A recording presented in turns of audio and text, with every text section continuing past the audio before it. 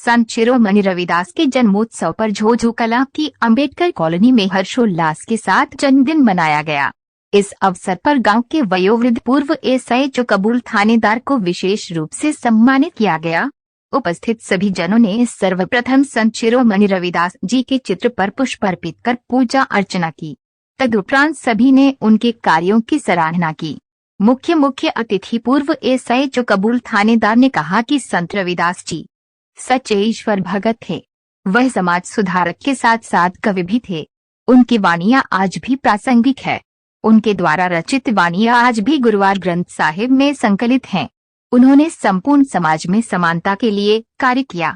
अतः हम सभी ने संत रविदास जी के जीवन से प्रेरणा लेकर सर्वश्रेष्ठ कार्य करने चाहिए। आयोजक बिशन सिंह आर्य ने कहा कि मनुष्य जन्म से महान नहीं होता, अपने अपितु अपने कर्मों से महान होता है। संत रविदास जी ने सामान्य कार्य करते हुए भी आध्यात्मिकता के श्रेष्ठ सोपान गढ़े। उन्होंने छुआछूत, जातिवाद व धर्म के नाम पर पाखंड का सदैव विरोध किया। सरल सादा जीवन व्यतीत करके सदैव मानवता के हित में कार्य किया। पूर्व तहसील कल्याण अधिकारी जगदीश राय ने कहा कि मन चंगा तो कटौती में गंगा, उनकी कही हुई थी आज भी सार्थक है।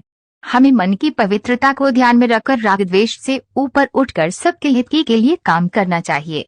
इस अवसर पर बनवारी लाल, चौकीदार प्रदीप, पूर्व पीडब्ल्यूडी कर्मचारी कर्मवीर छोंकर, वीरू, जोगिंदर राय, नरेंद्र राय, सुबोधार्य, पंच राजवीर सिंह, हर्ष कुमार, श्री भगवान, राकेश कुमार, सुभाष, संदीप कुमार, कर्मवीर सिंह, नरेश कुमार, लक्षित इत्यादि ने भी भाग लिया। अंत में सभी ने प्रसाद वितरित कर संत रविदास जी के जन्मोत्सव की हार्दिक शुभकामनाएं दी। चरखी दादरी संवाददाता अभय सिंह की रिपोर्ट।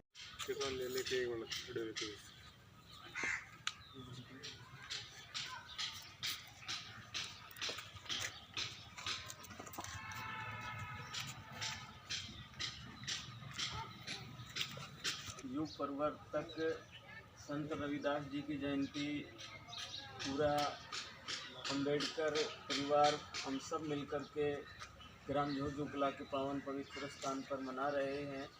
संत रविदास जी का जन्म 1376 ईस्वी में वाराणसी के पास मंडूर ग्राम नामक गांव में हुआ और उस समय नाना प्रकार की कुरीतियाँ चली हुई थी।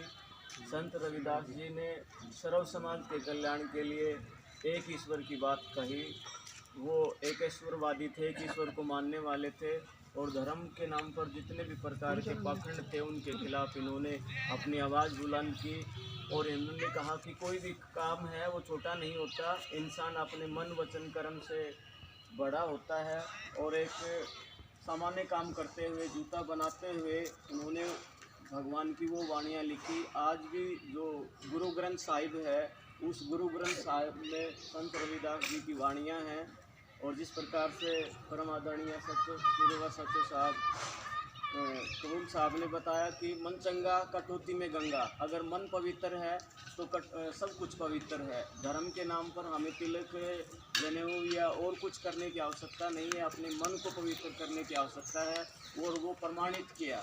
इस प्रकार से साहब ने बताया कि गंगा में उन्होंने दमनी दी और दमनी जब उस पुरोहित ने, उस ब्राह्मण ने उनको चढ़ाया नहीं तो अंदर से स्वयं गंगा को प्रकट होना पड़ा और कहा कि जो आप लेकर आए थे, मेरे जो शिष्य हैं, अनुयायी हैं, रविदास जी ने जो दमड़ी दी थी उसको आप भेंट कीजिए। तो दमड़ी भेंट की तो गंगा मैया ने बताते हैं कि कुंडल भेंट किया और कुंडल लेकर के जब राजा के पास आए पुरोहित तो कहा कि इतने बड़े हैं। तो स्वयं वहाँ के जो राजा थे, गाजीपुर के राजा थे, वो आए अपनी रानी को लेकर के और संत के चरणों में जा कर के उनको वंदन किया। लेकिन उस समय के जो कथित शास्त्री थे उनको एकदम ये बात चुभी कि एक सामान्य, एक वंचित परिवार में जन्मा एक संत के सामने एक राजा झुक रहा है। तो कहा कि अगर तुम्हारे अंदर हिम्मत है तो एक और कुंडल पैदा बनाइए। तब संत रविदास जी हैं जो पास में जो जूते आदि बनाते हैं तो पानी लेने के लिए जो रखते हैं उसको कटौती बोलते हैं। तो उन्होंने अपनी वाणी के द्वारा गंगा को याद किया और गंगा ने एक और कुंडल दिया। तो उस समय उन्होंने ये वाणी लिखी थी कि मन चंगा तो कटौती में गंगा। ऐसे संत रविदास को हम